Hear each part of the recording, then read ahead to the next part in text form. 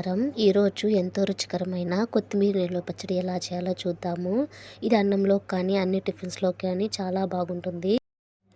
ఇక్కడ నేను ఒక కట్ట కొత్తిమీరని తీసుకున్నాను.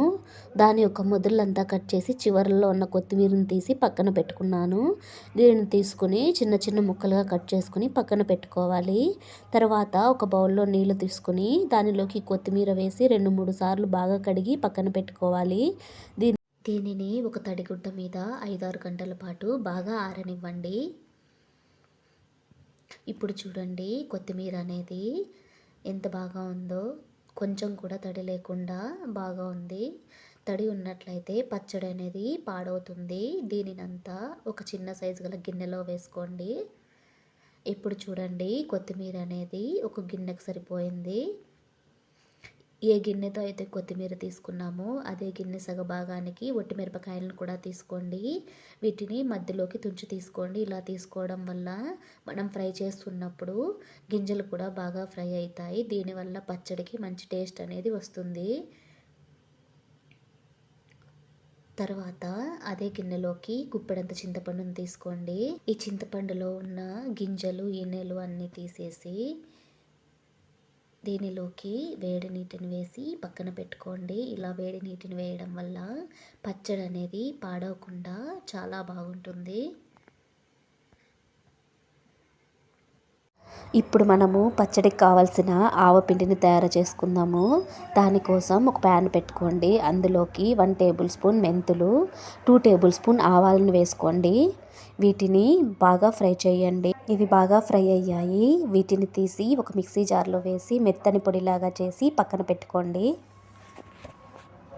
అదే ప్యాన్లోకి 1 టేబుల్ స్పూన్ ఆయిల్ వేసుకోండి. ఆయిల్ వేడైన తర్వాత అందులోకి ఒట్టి మిరపకాయలను కూడా వేసి బాగా ఫ్రై చేయండి.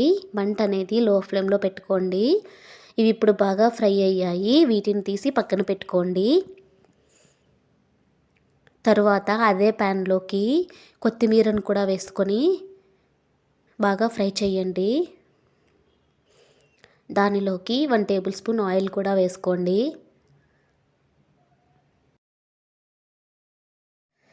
కొత్తిమీర అనేది బాగా ఫ్రై అయింది. దీనిని తీసి పక్కన పెట్టుకుందాము. ఇప్పుడు మనము పచ్చడికి కావాల్సిన పోపును వేసుకుందాము. దానికోసం ఒక ప్యాన్ తీసుకోండి. అందులోకి ఒక చిన్న సైజు కప్పుతో ఆయిల్ వేసుకోండి. ఆయిల్ వేడైన తర్వాత 1 టేబుల్ స్పూన్ జీరా, 2 టేబుల్ స్పూన్ ఆవాలు, 1 టేబుల్ స్పూన్ పచ్చిశనగపప్పు, 1 టేబుల్ స్పూన్ ఉద్దిపప్పును కూడా వేసి బాగా ఫ్రై చేయండి. ఇది బాగా ఫ్రై అయింది. దీనిలోకి కుప్పెడు కరివేపాకును కూడా వేసి అది కూడా బాగా ఫ్రై చేయండి.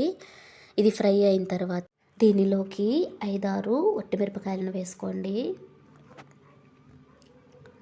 దీనిలోకి కచ్చా పచ్చాగా దంచుకున్న గుప్పెడు వెల్లుల్లిని కూడా వేసుకోండి. దీనిలోకి 1 టేబుల్ స్పూన్ పసుపును కూడా వేసుకొని ఒకసారి బాగా కలుపుకొని బాగా ఫ్రై చేయండి.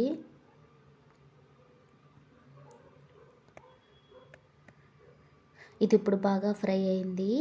దీనిని దించి చల్లారనివ్వండి. ఒక మిక్సీ జార్ తీసుకోండి. దానిలోకి ముందే మనము ఫ్రై చేసి పెట్టుకున్న ఒట్టిమిరపకాయలను వేసుకోండి. దానిలోకి 2 టేబుల్ స్పూన్ ఉప్పును వేసి మెత్తని పొడిలాగా చేసి పక్కన పెట్టుకోండి. దానిలోకి ముందే మనము నానబెట్టుకున్న చింతపండును కూడా వేసి మెత్తని పేస్ట్ లాగా చేసుకోండి. పేస్ట్ అనేది ఈ కన్సిస్టెన్సీ ఉండే విధంగా చూసుకోండి.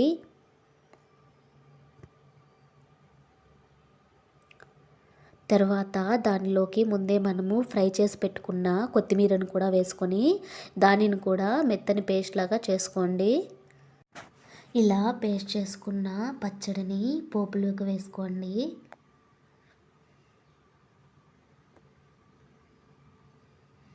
దీనిలోకి ముందే మనము మిక్సీ పట్టుకున్న ఆవపిండిని కూడా వేసుకోండి. ఇవి రెండు కలిసేలాగా బాగా కలుపుకోండి. ఇప్పుడు ఎంతో రుచికరమైన కొత్తిమీర నేల పచ్చడి రెడీ. మీకు కానీ నా రెసిపీ నచ్చినట్లయితే ప్లీజ్ ఒక చిన్న లైక్ చేయండి. అదేవిధంగా మీ ఫ్రెండ్స్‌కి, ఫ్యామిలీ మెంబర్స్‌కి షేర్ చేయండి. మరిన్ని రెసిపీల కోసం నా ఛానల్‌ను సబ్స్క్రైబ్ చేయండి. Thank you for watching.